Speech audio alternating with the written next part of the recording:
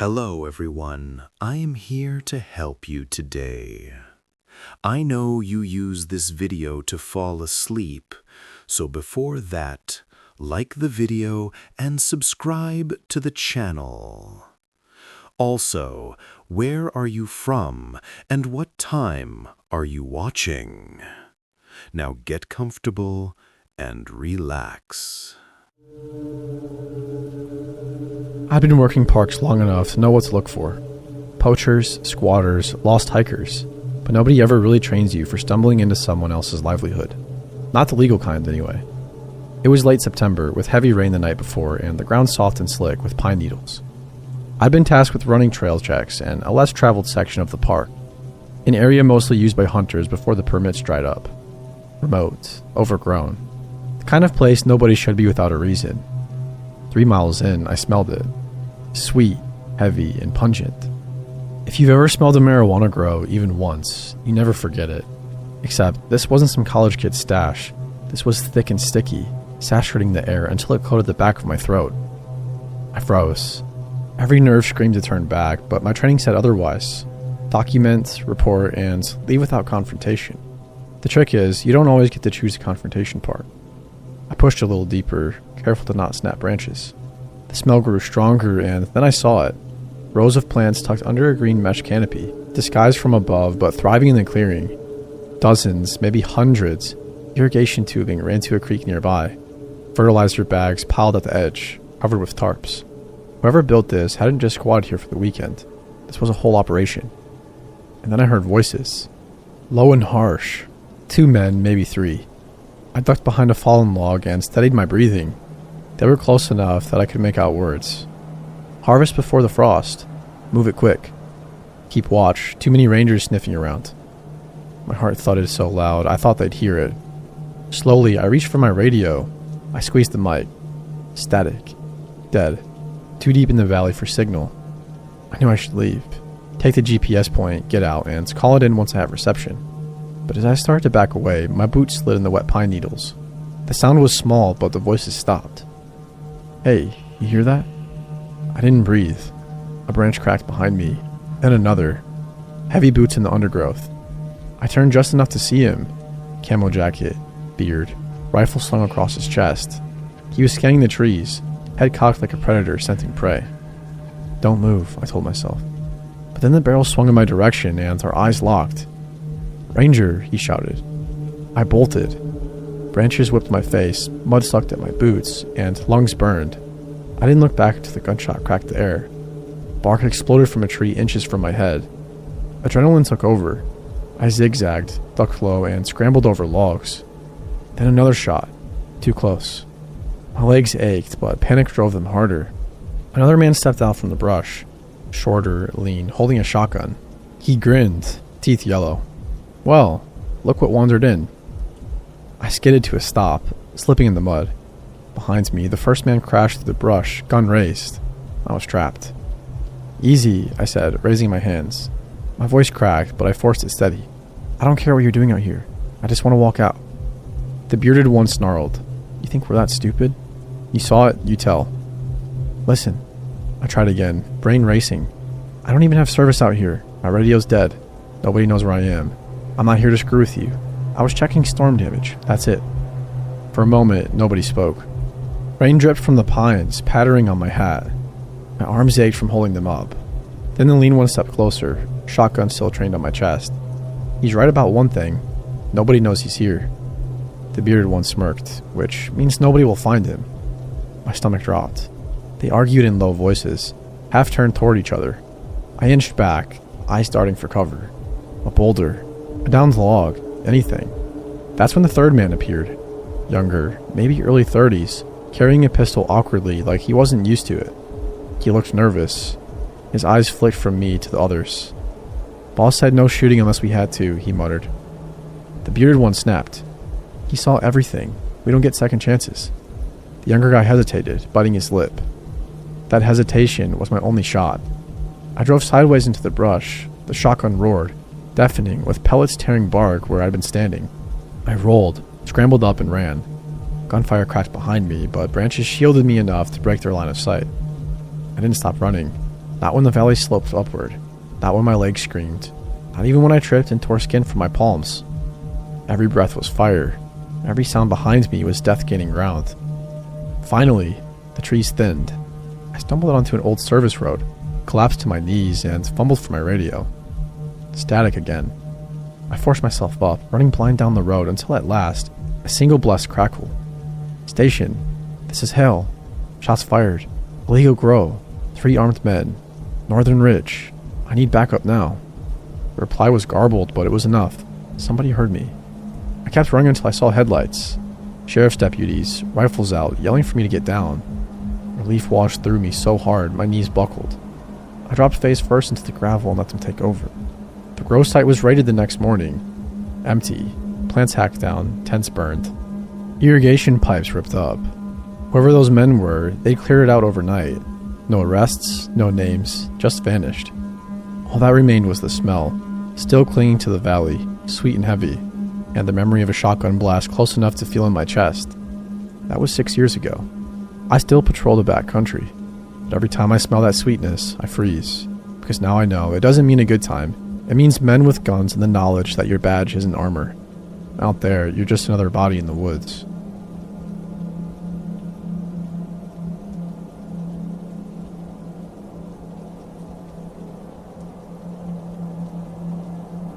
I worked through winter rotation at a state park up north in Michigan's Upper Peninsula. Winter is quiet for visitors and busy for us. Frozen pipes, downed limbs after wind, trail closures, paperwork that piled up all summer, the usual. Our crew usually consists of 2 rangers on days and 1 on swing, 1 on nights if there's a storm. That week I was on days. I've been sleeping fine, getting up early to meet the plows at the main gate and make sure the campground loop stayed barricaded. The day this happened, it had snowed overnight. Lake effect bands came through after midnight and were tapering off by sunrise. At 7 a.m., I checked the road log and signed out a truck. The temperature at the ranger station thermometer was 18 degrees Fahrenheit with wind around 10 miles per hour, out of the northwest and intermittent flurries. Visibility was fair, the kind of day where you can work as long as you keep moving. Dispatch had 1 call waiting from a hiker the night before. He parked at the Red Pine Loop trailhead and turned around early because he thought he heard a coyote pack close by. He'd been jumpy but polite, and he promised he wasn't going to back out until morning. It wasn't anything, but put the Red Pine Loop on my list for a quick look. I figured I'd swing by after the campground check. I loaded my pack the same way I always do for winter patrol. Map, radio, spare battery, Garmin in reach, first aid kit, trauma kit, small, 2 space blankets, extra gloves, headlamp, hand warmers, flagging tape, tape measure, notebook, energy bars, and thermos of coffee. I keep snowshoes in the truck but usually try boots first if the snow isn't too deep. The department issues micro spikes and I had those on. The main road into the park was clear thanks to county plows. No tracks on our service roads besides the plow and a few deer. I drove past the frozen lake turnout. Ice fishers wouldn't risk it for another week or 2, and turned into the campground loops just to confirm the barricades had held. Everything looked normal. Ice-crusted picnic tables, snow drifted around the bathroom building, and a set of rabbit prints weaving under Site 12's fire ring. I took a picture of a limb leaning on the roof of the vault toilet to add to the work order list. At 8:10, I pulled into the Red Pine Trailhead lot. It's a small gravel lot with 1 bear-proof trash can and a bulletin board with the usual rules. There were no vehicles. The surface of the lot was a mix of plow berm and fresh powder. I parked along the edge, set my hazard lights, and stepped out. I always look at the ground first before I look anywhere else. Footprints are the story you can read without anyone arguing, at least for a little while before the wind erases the lines. I saw the outline of a single set of human tracks crossing the lot from the bulletin board toward the trail entrance. The snow on the lot was patchy from the plow, so it took me a second to see what felt wrong. They were barefoot, not boots with a tread that looked smooth, not moccasins, not the shallow outline of a rubber sole where fresh snow filled in the detail. I could see toes. The impression was clean, as if the person had stepped there within the hour. The big toe was splayed slightly, the heel was defined. The steps were short and close together, not the stride of someone running. The track line went straight to the Red Pine Loop entrance and onto the trail. I stood there for too long. My brain was trying to make it something reasonable. People do strange things in the woods, and hypothermia is a real thing. We've had paradoxical undressing at least twice in my 6 winters on staff. But barefoot from the lot into the woods on a day like this is an emergency, not a curiosity. If he or she had gone in the last hour, there was a chance. I checked my watch. It was a little after 8 in the morning. I got on the radio and told dispatch I was at the Red Pine trailhead, following a single set of bare footprints.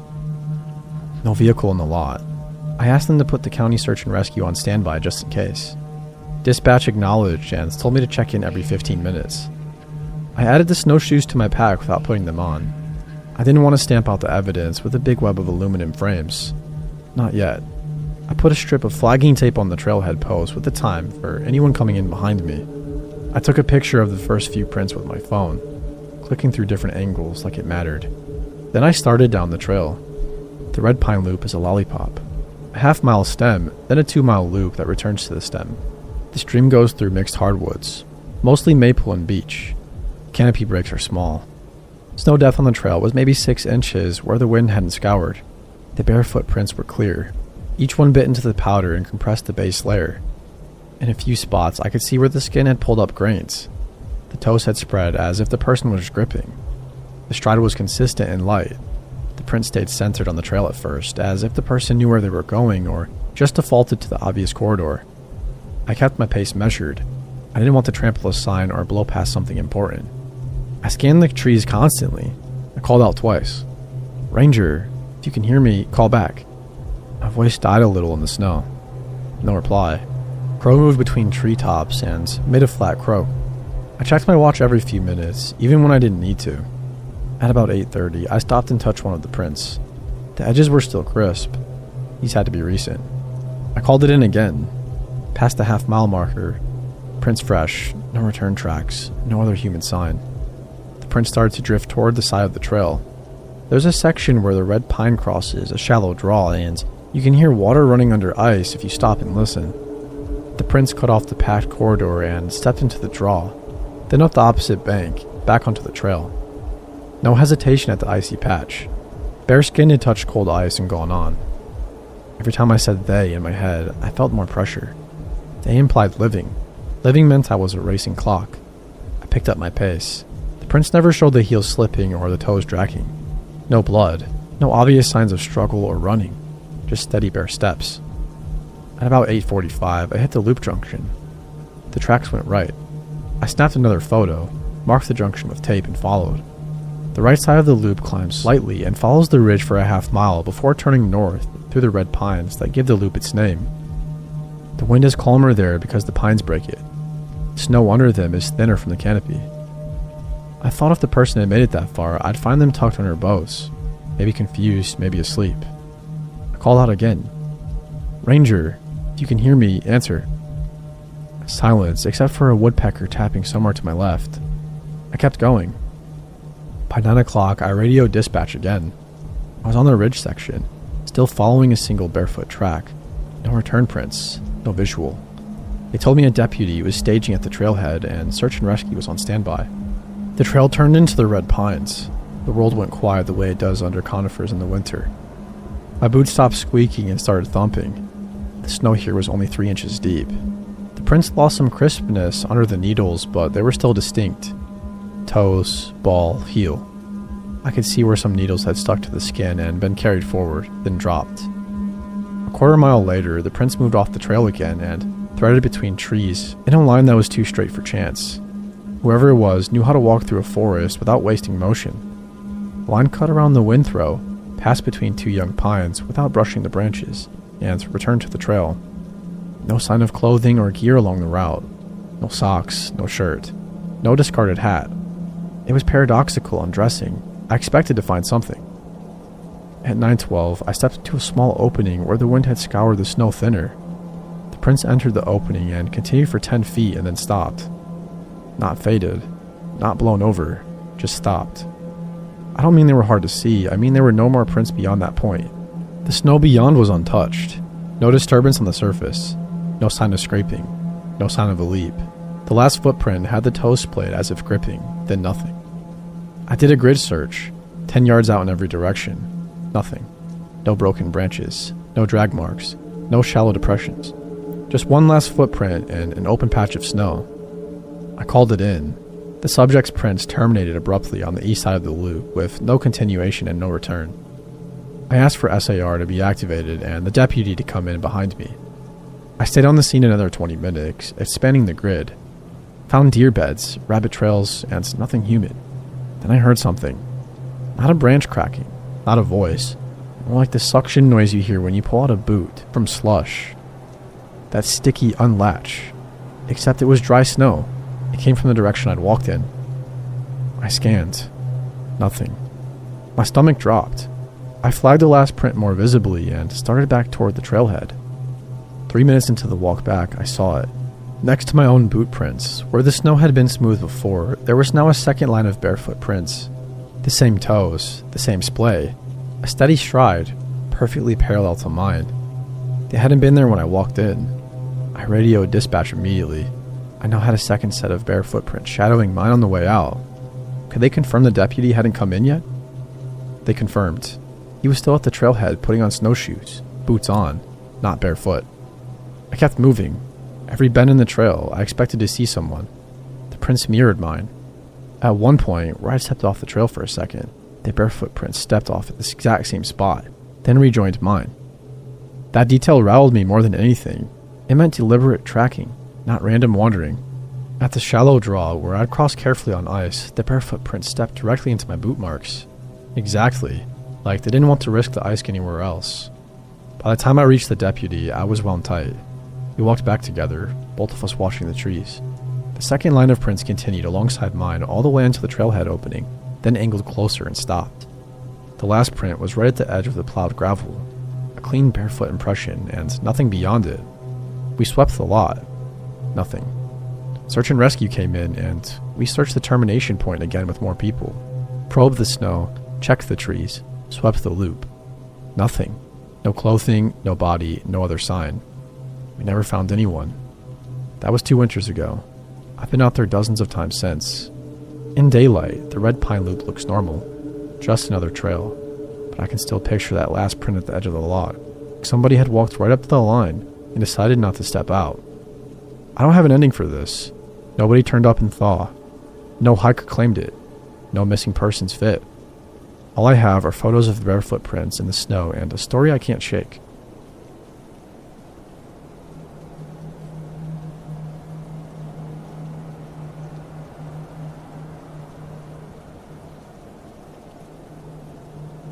Hi everyone. This story comes from one of my friends who used to be a ranger at the national park I work at, and not from my personal experience. I've asked him to tell me the scariest experience at the job, and it just so happened to be his last. For immersion's sake, I'll tell it from the first person point of view. My normal shifts were during the day, 9 to 5 like most people, but on that day, we were short-handed on the night shift staff, because the last person who worked during those hours had just quit. We had lately had a whole lot of people quitting the night shift, so that meant I had to cover. Weirdly enough, I had never had to work the graveyard shift before then, and I was actually excited for it. I had brought some coffee and 5-hour energy with me because the hours ran 10 to 5, and there was no way I'd make it that far naturally. I got to my tower right before 10, when it was already pitch black and the cold July night had fully set in. The tower was fairly tall, with several flights of stairs leading up to the top. The whole thing was mostly surrounded by thick forest, except for the trail I came in from, and a murky pond that was just to the right of one of the tower's legs. The pond itself was covered in those little frog pads and had algae floating around over the surface. It was actually quite big for a natural lagoon. I climbed up, and all I could hear were the non-stop sounds of crickets, frogs, and the occasional owl. When I hit the top, I fumbled with my keys until I finally found the right one and walked right on in. The one room was small and square-shaped. 3 of the walls were mostly glass, and the other one was opaque and had the door I just came in. The roof went up like a pyramid for a short length until it peaked, and it was all made of wood. To my left was a nicely made bed and a nightstand with a lamp and a flashlight on top. Not like I'd be using the bed, though. On the wall next to that was my CB radio and communications stand, which every one of those towers had. Next to that sat my refrigerator and microwave, which were part of a small kitchen that extended to the other wall as well. Inside the kitchen on the right wall were several cabinets, some small ones that held snacks and some canned foods, and another set of giant cabinets that I couldn't open, which likely had vacuums and other cleaning supplies that were above my pay grade. Roomy. I went over to the communications stand and did my standard check to make sure everything was properly working. I called into the ranger station's channel and said, "Well, Donnie, it looks like it's just you and me tonight." Donnie didn't say anything back, so I figured he was just taking a shit. I went and grabbed the flashlight on the stand and reached into one of its drawers, pulling out a set of binoculars from it. I went back out into the balcony and checked to make sure there were no fire hazards or any other kind of dangerous things over there. Once I checked that box off my to-do list, I headed back inside and pulled out the chair from the communications stand and put it by one of the glass walls and grabbed a granola bar from one of the kitchen cabinets to munch on. I put the binoculars up to my eyes and looked over the surrounding forest. It didn't seem like any animals were on and about, and no birds were in the sky either. I skimmed over a couple of clearings to make sure that no teenagers were off camping illegally. Then I went and peeked over at a far ridge where I saw a snowman standing alone in a gap of the trees. Wait, it was July. I peeked again to see if it wasn't a snowman, but some kid in a shitty ghost costume. It looked like the ones from Charlie Brown, with the big black holes for eyes that looked more like they were colored black than actual holes. The kid was standing still and staring right in my direction, unmoving. I couldn't see the kid's parents anywhere, and by now it was rolling up on 11. That meant something was up. I broke contact on the kid and walked to the radio, calling into the station. "Donnie, are you off the shitter yet? Hey, I barely made it out, but I'm here." I chuckled. Donnie was always good for a laugh. There's some kid with a blanket walking around the southeast sector, and they look alone. A blanket? What the hell are you talking about? It's like a ghost costume. It's got the black holes for eyes and stuff. You mean like the Charlie Brown costume? Can you check it out? Yeah, I'll go and see what's up. I'll call in on the walkie-talkie to tell you what I see. Roger that. I turned off the radio and crossed over to the nightstand drawer to grab the walkie-talkie. Once I had it, I sat back down on the chair and put the binoculars to my eyes, zooming in to where the kid was. The ridge was empty with no kid in sight, which I knew would make this 1,000 times harder. I pulled up the antenna on the walkie-talkie and dialed to the right channel. "Donnie, you hear me?" "Yep, loud and clear. I'm getting close to the sector. I'm heading up to a ridge for a vantage point." "Perfect. That's where I saw the kid, but they've moved on since then." "Well, I'll just check around to see if I can find anything." I watched as Donnie came over the ridge, waving his flashlight around in the dark until he looked towards the tower and shrugged. "Nothing over here." Damn, hopefully he turns up again. Until then, I'll just notify the police and check with any missing reports. Alright, I'll go back to... Donnie's voice cut out and I saw his flashlight turn off in the distance. The small lit up spot where he stood was swallowed in darkness. "Donnie, you there? Donnie?"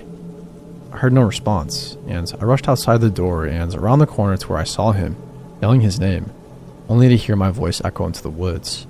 And that's when it hit me. There wasn't a single other sound in that entire forest. The crickets and frogs had stopped chirping.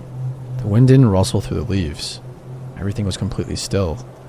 I could hear my heartbeat throbbing in my ears and nothing else. I moved my flashlight around the woods in some futile attempt to find him.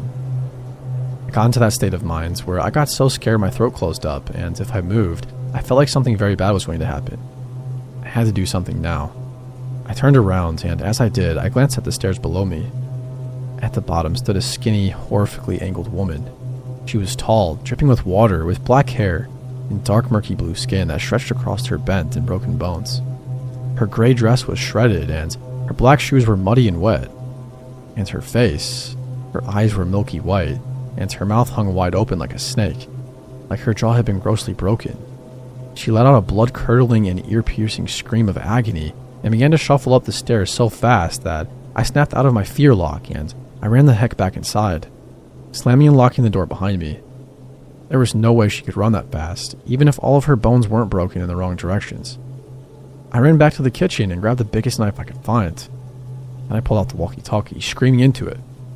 "Is anyone there? Donnie, where the heck are you? Someone answer me, damn it." Then I heard the creaking of a door. I slowly turned, and I froze when I saw what was there. The door was still there, locked and shut, and had been completely undisturbed. What scared me was the once locked giant cabinet that now stood open, with a kid dressed like a Charlie Brown ghost standing just in front of it. I stood there, unmoving, until I heard a little shit giggle. I recognized that giggle. No way. I pulled off the sheet to see one of Donnie's kids, Marvin, sporting a smirk and a walkie-talkie. Dad, Joey, I got him. Ha, pissed his pants just like I said he would, right? He and his other son laughed from the other end of the walkie. I was mad but glad I wasn't about to get murdered in a damn wooden tower. I grabbed his walkie and shot back. Pissed me off is what you did, you jerks. I hope you're happy. Hearing you scream like a little girl sure did make me happy, alright. Yeah, screw you too. That wasn't even me, that was your stupid zombie chick. Who was that, your wife? My what? Does the ghost look like a zombie from that far away? You said yourself, it looked like Charlie. Not the ghost, dummy. The woman on the stairs. She screamed and ran up them so that she could scare me into the tower. Heck, she must be an Olympic runner. Dean, I didn't put any woman on the stairs. Upon hearing that, he would have had the night shift for the next couple of weeks until they found a replacement. My friend quit and vowed never to return to that park. To this day, he swears that either Donnie never told him about that park being a prank or that he saw something entirely unrelated. I've begun to question my own participation in the night shifts and considered myself lucky that the few times I've been on it, I had been stationed at the north and eastern sectors.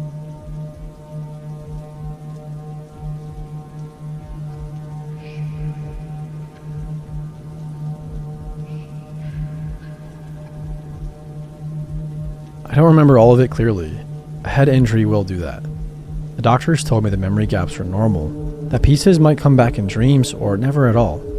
But I'll write what I can. Maybe if I lay it out, it'll make sense. Maybe somebody else won't brush it off the way I did. My name's Eric. I was posted to a ranger cabin in the northern unit last fall, covering weekend nights alone. It wasn't anything unusual. Check the service roads, make sure hunters weren't creeping into closed areas, and keep the radio alive. I'd done the shift before. It was quiet work. Just me, the stove, and the hiss of the wind through the trees. 2 days in, I met them. 4 boys, maybe 20, maybe younger. They were camped near the old fire road trailhead, just inside the park boundary. They all wore mismatched camo jackets, surplus gear, and knives clipped to their belts. Like they wanted me to notice. They gave 3 names when I asked. Kyle, Tanner, and Jake, and the 4th one just smirked when I pressed. I wrote question mark in my notebook where his name should have gone. They laughed about that, like it was an inside joke I didn't get. Off-season campers, huh? I asked. They nodded. Roughing it, one of them said, grinning wide. I told them to be careful with fires, and they promised they would. They didn't seem drunk or stoned, just wired with that mean kind of energy that doesn't sit right. I chalked it up to kids playing soldier in the woods. That night, just after midnight, I heard it. A knock on the side window of the cabin. Not the door, the window by my cot. I froze with my boots halfway off, listening. When I finally got the flashlight on, the frost outside was marked with tracks. I wrote it down in my log like a joke. Camp boys playing games. The next night, there was another knock. This time on the door, 3 times. When I opened it, the porch was empty, except for a pile of rocks stacked into a crude figure. Arms, legs, and head. The proportions were wrong, but it was enough to send a chill through me. The 3rd night, I found a rabbit hanging by its legs from the porch beam. Throat cut, frozen stiff in the night air. I radioed it in. My supervisor laughed. Teenagers, he said. Just scare them off. So I decided to play along. I yelled out into the trees. Good one, boys. Try harder next time. I even left a Snickers bar on the porch with a note. For the winners of hide and seek. The next morning, the bar was gone. In its place was a folded scrap of paper. You like games. Don't quit. I laughed because what else could I do? That was my mistake. After that, the games escalated. Knocks came every night, later and louder. Sometimes I'd hear jiggling just inside the tree line. My radio started cutting out around midnight, spitting only static until dawn. I'd wake to find things moved inside the cabin. Certain things sat on the wrong shelf. The lamp turned slightly, the logbook missing a page. I kept telling myself it was sleep deprivation, but deep down I knew. They had been inside while I slept. The night it all turned, I was sick. A headache throbbed behind my eyes, and my stomach turned sour every time I stood up. I figured it was a flu, and I tried to sweat it out by the stove. Around 11:30, the first knock hit the door. This one wasn't playful. It rattled the frame and shook the hinges. I grabbed the radio. Nothing but static. Then the window shattered. 3 figures came through at once, hoods pulled low, boots crunching glass. One had a bat, another carried a crowbar. The last held a hunting knife with the edge catching firelight. I stumbled up from the cot, shouting, "Stop! Ranger!" But the word broke apart in my throat. The bat swung and hit me right across my ribs. I dropped, gasping, and the crowbar cracked the back of my skull. I remember the floor rushing up, boots hammering into my chest, my legs in my face. I remember blood filling my mouth until I choked on it, and I remember someone crouching close, his breath hot against my ear, whispering like he wanted only me to hear.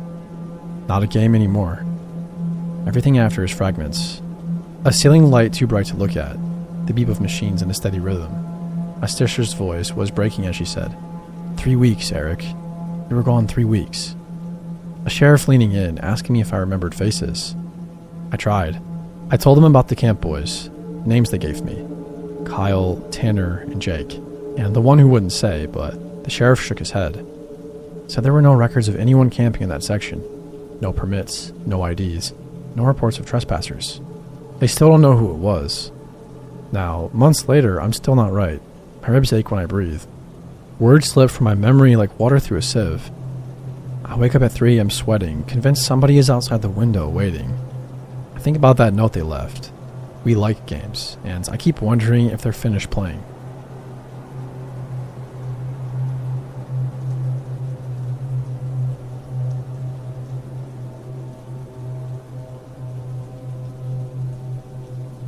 I've been a national park ranger for close to 2 decades. Protocols have changed a lot in that time. I write this just to try to keep people safe for the next time you venture to the big outdoors. Let me tell you about the last park I worked at. I can't be too specific about the location for my job's sake. Anyway, we had clusters of campsites that were rotated annually. The idea was to prevent one group from getting overused and worn down, and let nature regrow a little bit. The winter had just passed, and our big summer season was a few months away. I'm sent out to check the suitability of the campsites to decide which ones need time to recover, and which ones we can open up. Winters here are cold. Not too many people camp during the winter, aside from rugged masochists and Boy Scout troops led by people who believe they are rugged masochists. I didn't expect to find much out of the ordinary. The first site was clear and ready to go. As I'm trekking to the next site, I see what looks like some debris and junk down a ways in a river valley. Looks like some jackasses set up an unauthorized camp down there. Usually when that happens, they leave garbage and smoldering fires. This is going to be a pain to clear up. I approach, seeing the telltale wreckage of what must have been one hell of a party. Shit scattered everywhere. The skeletons of tents still raised up. And blood. I stop, and time stops with me.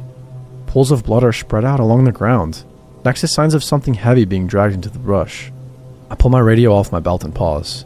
I then pull my Glock 22 out of my holster and rack one round. I'm a certified law enforcement officer, but I haven't had to use my gun in a long time. I quickly look around for any movement, then get on my radio and call in for backup. While I wait, I listen. Silence. Silence in nature isn't good. Prey go quiet when they sense a predator. I hope all the birds are being still on my account. I edge forward slowly, looking for anyone or anything.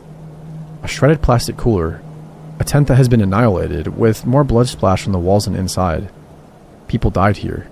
I know it. You can't lose that much blood and just walk off. But no people. Shreds of clothes and a little viscera drawing of all the damn flies here, but no people. I've seen bears rummage through camps and destroy anything that looked edible. There are wild hogs here that cut trails through the deep brush and are even more dangerous than the bears. But this isn't either of them. The devastation here, it's just too much. Finally, backup arrives and I'm sent to report to HQ. They even brought medics out here. I don't know why. There's no one here to save. One of the new recruits vomits at the scene. I'm glad to get the hell out of here. I get back and HQ is abuzz. Only 4 people work here, but calls are ringing, printers are printing, and the air feels electrified. The manager sees me and signals me to his office. He's pale, ashen looking, with bloodshot eyes. I sit down by his desk and he goes to the door and locks it. I've never seen him lock that door. He asks me what I saw. I tell him, uninterrupted. He looks even paler afterward, and his hands tremble a bit. There's a very long pause, and I expect more questions.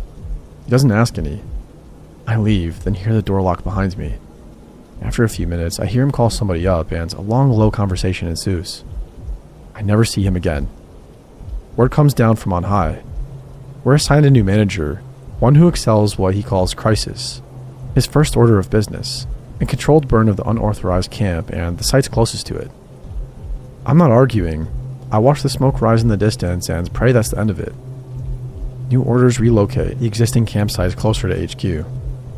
Before we do that, we stake out a few trail cameras at the new locations just to make sure it's not in the middle of a nesting ground.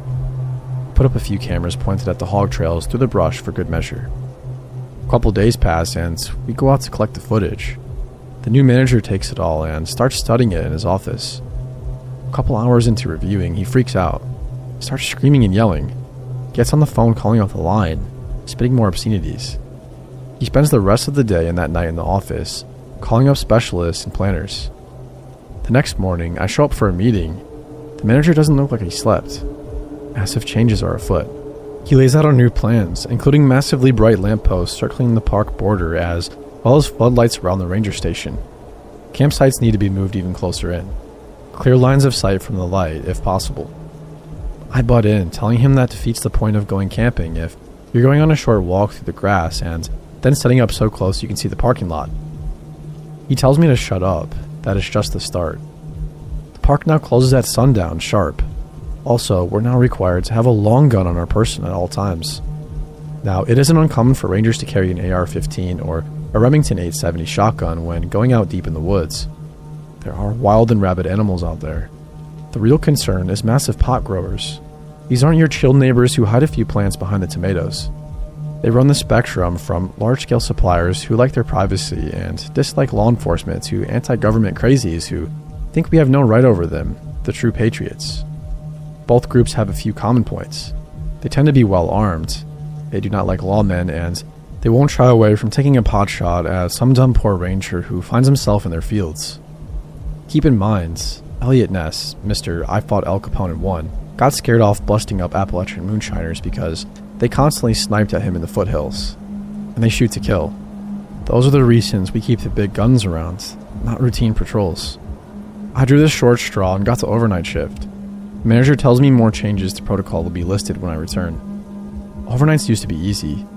Monitor the radios, burst up the parties if needed, check for poachers if they're operating nearby, and make sure the forest doesn't burn down. I clock in and, per instructions, go to the gun cage.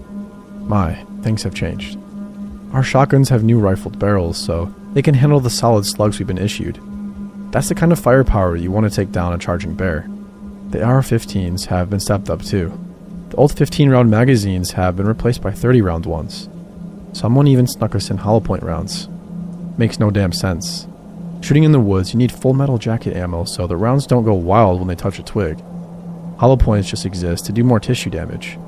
This is ridiculous. This is overkill. We're not a war zone. We don't need this firepower. Next to the radio, there are new instructions. Now, we're not allowed to directly respond to emergency calls. We can reply and figure out what the issue is, and then we report to a new phone number I don't recognize. Time passes slowly tonight. I'm not even allowed to leave the building until sunup. A few uneventful nights pass. The new floodlights and lampposts are frying my eyes. It's so bright out there a blind man could see. A week later, some kids roll into the lot. They grab their backpacks and start hiking up the ridge. I know what they're up to. No one has booked a campsite that night. Cheap young ones going on a camp that will be a raging party. I wait for the sun to go down, confirming they're not out for a day hike. I call my manager to report. He instructs me to call the new number, and I report up to them now. A curt voice answers the phone. He asks about my park, then pauses. He asks about the issue. Bunch of kids on an unauthorized site. Do I go break it up? I can see their campfire out on the ridge right now. No, do not leave the building. Do not attempt communication. That is all. Report if there are any developments. Right after daybreak, the manager rides up. It's really early. Have you seen them? Did they leave? No, the car's still there. Let them rest. They're probably all hungover. He curses nonstop. He then goes inside to make a call. I'm outside looking up the ridge when he exits the station. One AR-15 in his hands, another one strapped across his back, Glock on his hip. He marches single-mindedly towards his car. I try to ask him what the heck he's doing, but he isn't listening or responding. He takes a jerry can of gasoline from his car and marches up the ridge. I yell after him to no reply. I consider following him, but that doesn't seem like a good idea. I go back inside and call the number. The same curt voice, the same direct questions. Yeah, the manager went up to that campsite, armed to the teeth and carrying gasoline. What the heck do I do? Stay there. Do not interfere. Backup is inbound. Report if there are any developments. About the same time, I start to see smoke wafting off the bridge. 2 vans ride into the lot at a screaming speed. A dozen men, heavily armed and armored, exit quickly. I go out to check. Who are you guys? What's going on? The men are all lined up with that impeccable military precision. One of them, a commander I assume, exits the vehicle last. He says, "Which direction did he go?" "I mean, he's up there." I point at the increasing smoke. The men fan out and start jogging up the ridge. I hear rifles cocking as they leave. I try to shout after them, but no response. I look at the vans they came in. Large, nondescript. They just say DOI response team on the side. Half an hour later they return, dragging the manager with them. He is bound in zip ties. He screams, "I did what needed to be done. Trust me, it's worse than they thought. We can't stop this. Burn it all." They throw him in the back and sedate him. The commander approaches me. My neck hairs bristle in cold fear. I need to see the office. All computers and anything with a hard drive are coming with me. He mentioned videotapes. I need those too. I unlock the doors and they ransack the place. Everything gets taken. Printed reports from the last few years disappear into those vans. The videotapes get bagged up and held by the commander himself. He studies the gun cage. "Cute. You're out of your league," he scoffs. Finally, they found everything they looked for, the commander tells me. "Call the number. Tell them it's contained. You need a new superior. Also, don't talk about this to anyone." They leave, and just on cue, the fire brigade and a few new vans show up. The fire is contained, the new reports say. Rumors of missing campers are unsubstantiated at this time. Still, the rumors alone are enough to scare off the season's campers. The quick change-up of managers is chalked up to bureaucracy. The press dies down after a week or two. The new manager is very good at dealing with them. Thankfully, with no new campers and our now even shorter open hours, we can get more work done around here. Rebuilding the station took some time, and we just set up the new campsites. They're practically spitting distance from the station. Nothing dramatic happens for a few days. Then on a whim, the manager tells us to set up some cameras around the station and the campsites. There's usually so much human activity around here. All you see are some raccoons. Maybe they're rare hungry bear, but we humor him and set them all up around. A couple of days pass and we collect the footage. I play poker with one of the rookies while the manager watches hours of footage of an empty but brilliantly illuminated parking lot. Then he gets to the footage around the station. Screams come from the office. We barge in and he's stamping on the camera. Hard drives, gibbering things I can't even understand. Along the lines of, "Told me it was clean and safe. No recent activity. Bullshit. Here. I'm not going to do it." He barks at us to leave. Later he makes a call. Rookie goes up to the door and listens in. The rookie comes back reporting. Yeah, he's demanding a transfer. Says they lied to him. Something about them not doing their jobs properly. He's not prepared or equipped here. Then I just heard the phone click and some sobbing. Hours later, my manager exits the office. His shoulders are slumped, defeated. We cut our hours even further, practically opening on weekends only. We'll have a full staff ready those days, but a skeleton crew the rest of the time. Campers are required to check in on one of the closest sites. No campsite, and they're told to leave. You're not authorized to leave the station after dark under any circumstances. In an emergency, do not call 911. Call the number and do exactly what they say. We draw straws for who gets overnight shifts. Why we need to stay overnight if we can't do anything is beyond me. I asked the manager about it, and he said that the standard protocol is to have someone on hand to report anything weird overnight. I have to work my overnight shift. I keep my phone close, the number dialed in, ready if I need to call. It is a bad night. I just wind up pacing around with my shotgun, glancing into the bright floodlights, trying to see what's past them. I hear crickets, and it relaxes me. Prey is quiet when predators are around.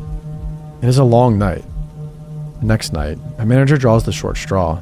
He seems resigned. In the end, we all have to take a turn. He brings the brightest damn tactical flashlight I've ever seen. He said he bought it just because he's afraid of the dark. He isn't really. He's afraid of the things in the dark. I get a phone call at 3 a.m. It's him. Get over here now and bring guns. What? You have a damn arsenal. Now. I swear, man. I messed up. Oh man, I think they're attracted to the light. I called that number and all they said was backup would be here in the morning. Oh shit, man. I hear the piercing sound of gunshots. A pause. More gunshots. Screaming, scuffling. The line goes dead. I call the number. A new voice answers. Look, I work at blank park. I just got off the phone with blank. I just spoke with blank. What can you report? Something bad happened. It's serious. I heard gunshots. We will have backup there as soon as possible. Did he say anything else? Yeah, he said they were attracted to the light. Doesn't make sense to me. Interesting. Thank you for your report. The park is now closed. You will be reassigned. Goodbye. Officially, the park was closed to be scheduled for a controlled burn to let the old trees die and make room for the new ones. There was nothing in the official report about what happened to the manager on duty. The public understanding was bureaucracies need to be shaken up on occasion. Nobody asked any more questions. I get transferred to a new park, halfway across the country. Change of scenery, and it's beautiful. They've got some odd rules here too. Don't go far after dark. Don't carry a flashlight. I'm concerned about why. Why can't you use a flashlight at night when you need one? They won't tell me. Be safe, everyone.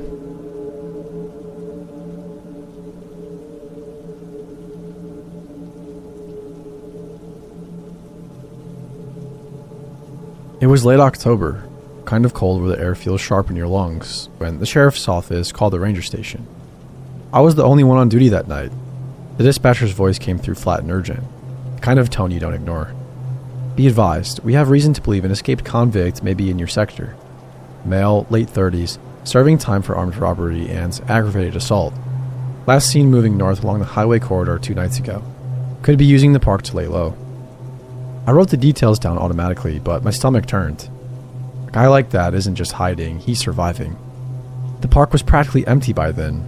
Summer tourists were gone, campers cleared out with the first frost. That left me and too much ground to cover. Headquarters sent over a flyer with his mugshot.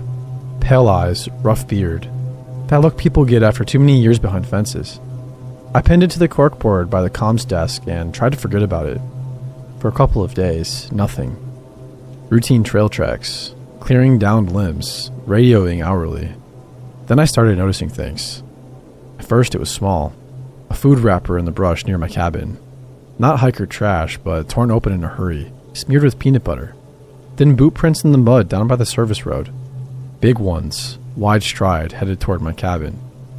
I told myself it was hunters cutting through, maybe some drifter.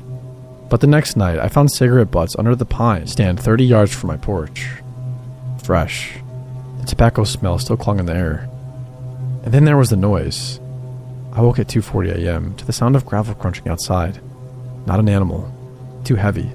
I grabbed my flashlight, thumbed the safety off my sidearm, and swept the beam through the window. Nothing but silver light across frost. My heart pounded anyway. Morning made it worse. I walked the perimeter and just behind the cabin, where the tree line thickens, I found a tarp strung low between 2 trees. Underneath, a sleeping bag, a knife stuck into the dirt, and a stack of empty cans. Beans, chili, tuna. My supplies. He'd been raiding my storage. I called it in. Sheriff said backup would be en route as soon as possible, but the county was stretched thin, an hour away at best. Till then, I was alone. That night I stayed awake, shotgun across my lap, lights off so I could see the windows clearly. Midnight passed. 1 a.m., nothing. Then closer to 3, the crunch again. Slow steps circling. I held my breath and waited. The steps stopped right beneath the window. And then a voice. Low, rough, barely more than a whisper. You in there, Ranger? My mouth went dry. Don't need trouble, just need your truck. I gripped the shotgun tighter. If he broke the glass, I'd have to shoot. If he got the truck, I'd be stranded. Silence stretched, and then the footsteps retreated into the trees. I didn't sleep. At dawn, I found the window smudged with fingerprints. On the porch rail, a note scratched into wood with the tip of my own hatchet. Could have come in last night. Didn't. Think about that. By the time backup arrived, the camp behind the cabin was gone. Just pine needles, ash from a small fire, and that knife still buried in the dirt. They swept the area for hours. Nothing. The fugitive vanished. Weeks later, after I'd been reassigned downstate, I unpacked a duffel bag and found something wedged inside that I hadn't put there. A cigarette butt. Same brand as the ones I'd found by the cabin. I don't know when he slipped close enough to drop it in my gear. Maybe while I was sleeping. Maybe while I was outside, checking the perimeter with a light too bright to see the shadows behind me. I still awake at 2:40 a.m. sometimes, listening for gravel underfoot.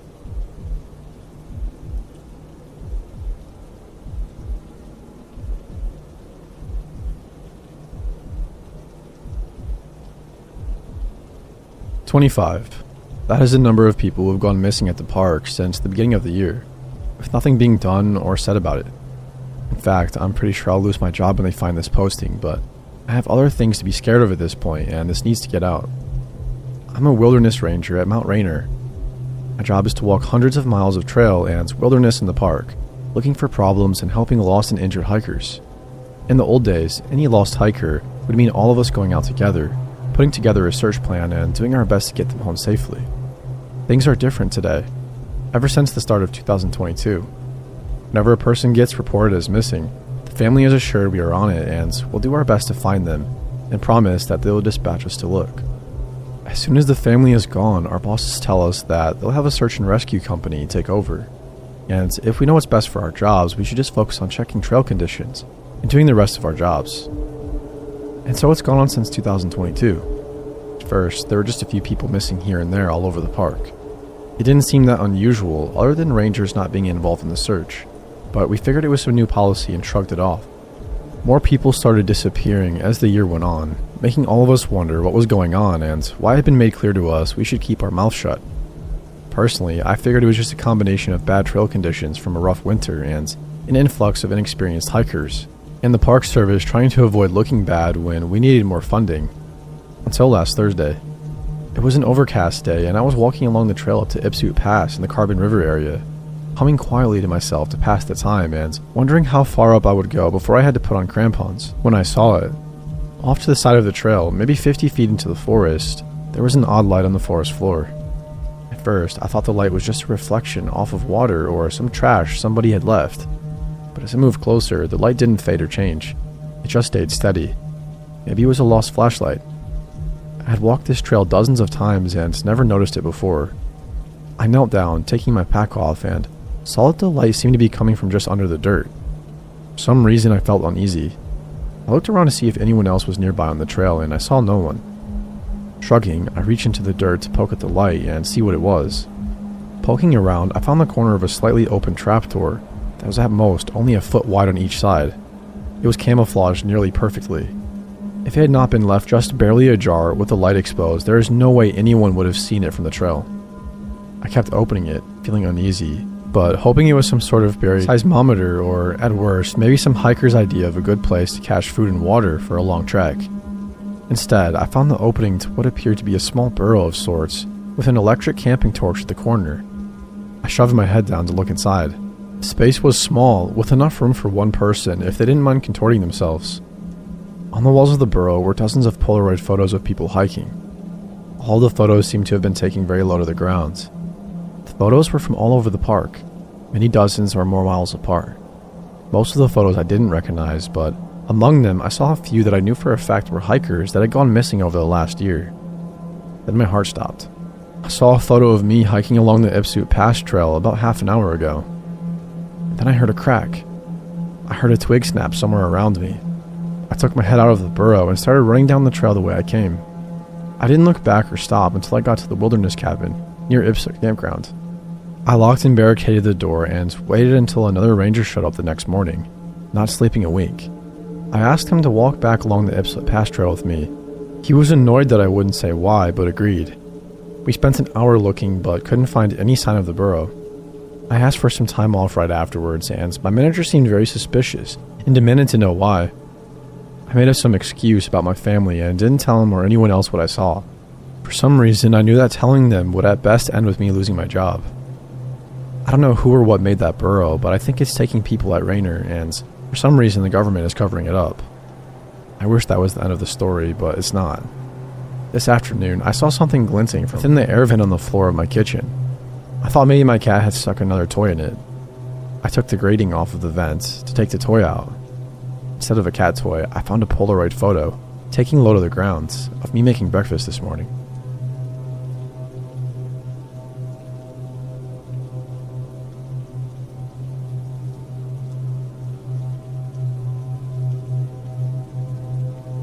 Hi there, I'm Samantha, Sam, and I was a park ranger for 6 years. I won't specify where, as I don't want to get in trouble. One of the people I worked with told me to read the other park ranger stories on here, so I thought I'd give it a shot. And shit, is it good to see someone being honest? It inspired me to share some of my own stories. People need to know what happens in these woods.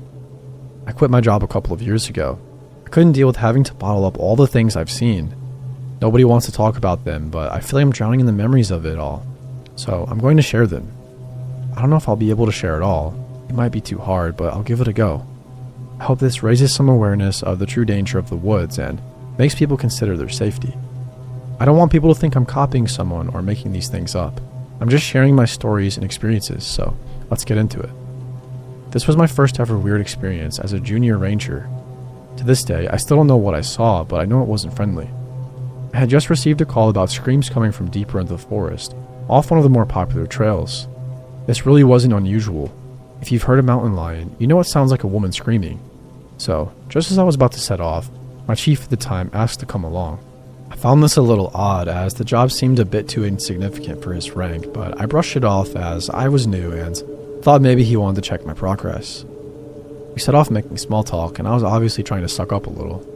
We were joking around, and he made a quick remark and said something about making sure that I take even these small jobs seriously because you'll never know what you'll find, and that was some of the most valuable advice I've ever gotten from someone on this job because I learned my lesson from not listening to it. But that's a different story. We get to the area where the call was and begin north of the trail where the noise had been heard. We hear the screams, and it sounds like a mountain lion, but something sounds really off about it. But we keep walking towards it. We're about 10 minutes into the walking towards the sound when all of a sudden, it's like all the sound had been sucked from the woods. It was dead silent. Couldn't even hear my breathing. I thought maybe I'd gone deaf, but I looked at my chief and he had the same nervous expression on his face as I did. But by the way he was reacting, I felt as if he had dealt with something similar before, which I now know to be true. Just as the silence came, I started to hear this low buzzing. But it wasn't just buzzing. I could feel the vibration of it in my whole body. So much so that my ears and jaw started to hurt. I can only describe it as if you were getting your teeth drilled in at the dentist, but it felt even worse. Even my vision started to vibrate. As that happened, I swear I saw this black figure, about 7 feet tall, step out from a few trees in front of me and start with that same scream as it bent down and began to crawl towards us. As anyone would, I freaked the heck out and stepped back to start running. My chief grabs my arm very hard just as I start to sprint, almost knocking me over. He puts his other arm around me and holds my arms very tight as he begins to walk me out of the forest. Just as I'm about to put up a fight and tell him to run, he says in a very calm voice, "Don't run, don't talk, don't look back, just keep walking." And I did exactly what he said. He knew something I didn't, and as much as I wanted to run, I didn't want to test the theory of death. That 10-minute walk was excruciating because I knew it was crawling behind us by the buzzing in the back of my head and the sound of its light wailing. I wanted to run so bad. Eventually, I think it ran off because all the noise in the forest came back and the buzzing stopped. We get back on the trail and I'm shaking. I was in so much shock I couldn't even cry. He lets go of me and begins walking back to the main base without acknowledging what happened. I start going crazy and screaming at him, asking what the hell that was, and he says, and yes, I remember word for word what he said. "There are things in these woods that have been here longer than us that we can't explain or get rid of. If you don't think you can handle that, you should pack your bags now." He kept walking and I walked a bit behind, trying to shake that horrible feeling and trying to find a reasonable answer for what just happened. I clearly stayed in the job. When it was good, it was really good.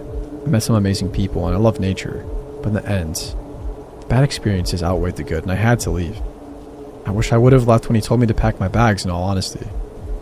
I know this experience doesn't sound all that scary, but trust me, there are worse ones. Living through it was definitely much scarier than reading it in words. Clearly, the first encounter wasn't enough to scare me off, but the ones to come led to my departure from this job. Some experiences are scarier, but some are more explainable. I'm still debating whether to share the rest of my stories. Maybe I'll see how I feel after posting this. I'd love to hear other people's experiences with the woods.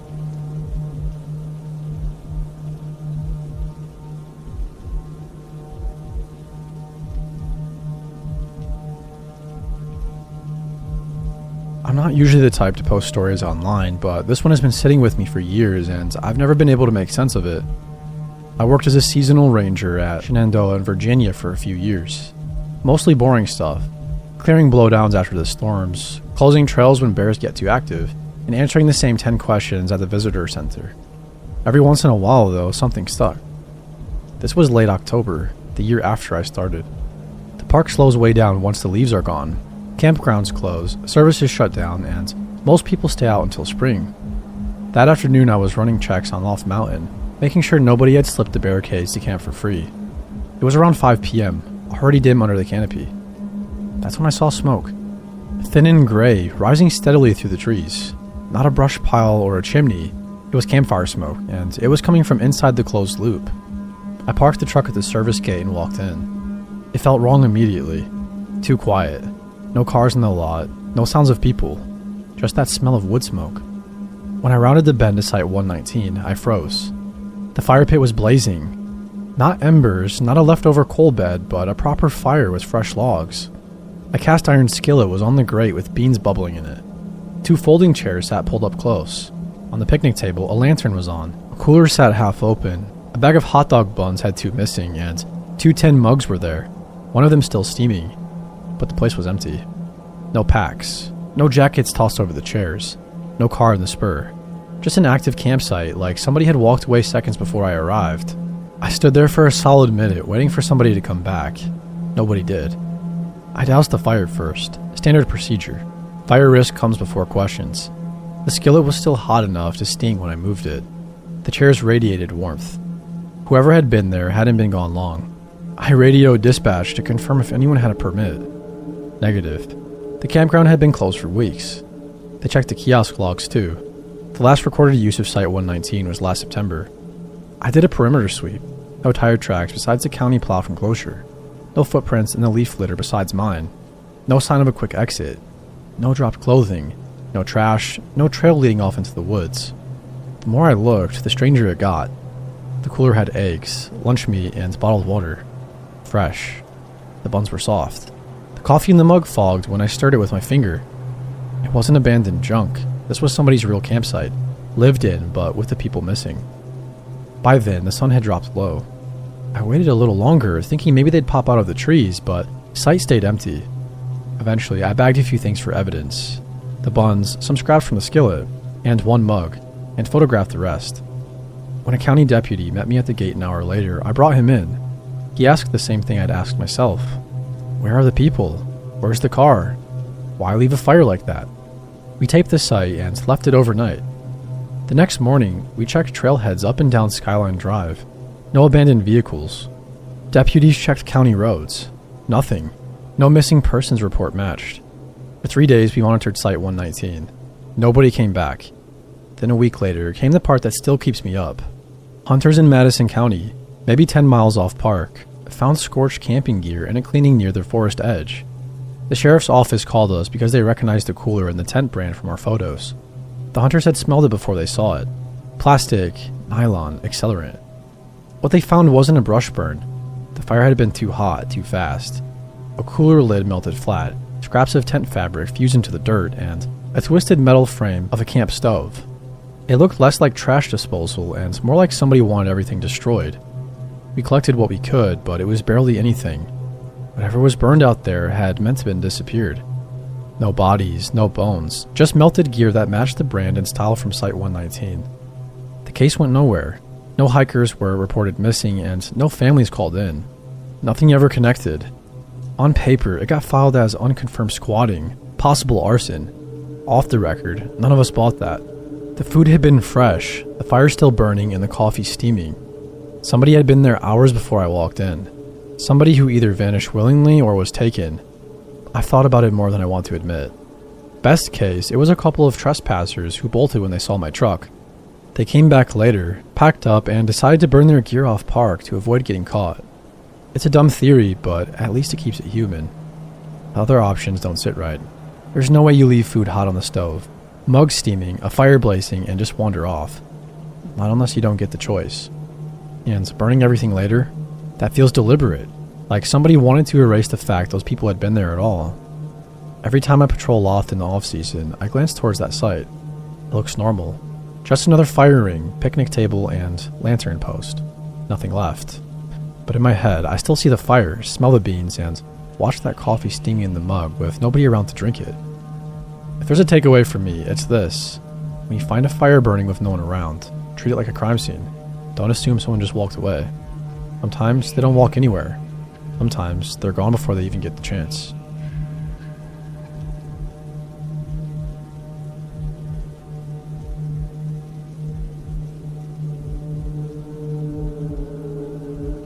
This event took place in an area of the Kisatchie National Forest in Louisiana in spring of 2010. I and 4 other friends, all males 19 to 21 years of age, decided to go camping a few weeks before the semester ended. We looked online and discovered Louisiana's National Forest, Kisatchie, was a great place to go camping. Score. We drive for about half an hour to find a spot. Ultimately, we parked along the side of the road and walked down to the woods about 1/8 of a mile. Maybe even shorter than that, actually. A fire was lit, and soon all of us were playing music, smoking, and having a good bit of whiskey. Nobody was wasted, but 2 of my friends did take it easy with the smoking and whiskey and were sober. Or close enough to it when we headed in for the night. We woke up within minutes of each other the next morning. It's hard to get around a tent without waking the others up. That's when I noticed the 2 guys who didn't smoke or drink much were looking worried. I asked them what was up, and they told us something happened last night. My 2 friends heard some noise outside the tent and woke up to investigate. As they pulled a zipper down the front flap, they saw 2 guys with flashlights close to the tent. One of the men asked, "How many of you are in the tent?" My friend told him 6 or 7 guys were in the tent. While telling the story, he said he wasn't sure where that lie came from, but he just stuck with it. The 2 men lowered their lights, said they were park rangers, and simply stated that we couldn't camp in the area, but just to move our site when the morning comes. They then left. To prevent us from getting in trouble and future rangers from searching us and finding pot, we decided to pack up and go to a ranger station and ask which areas we could camp in. The station wasn't too far, and we talked with the rangers for a while. We explained what happened and said we weren't far at all. One of them looked a bit confused. "Could you show me on this map where you boys were camping last night?" We quickly point out a spot close to the road we came from. She walks away to her computer for a minute or 2 to check on something, then comes back to talk to us. "You boys were free to camp there. We have no zones even close to that road where you couldn't camp. Also, I just checked all of our call-ins. No rangers reported anything from that area of the woods last night." My friend who originally told us what happened started to look a little pale. Now that I think of it, those 2 guys weren't wearing uniforms. It was just black t-shirts and pants. We left for home shortly after.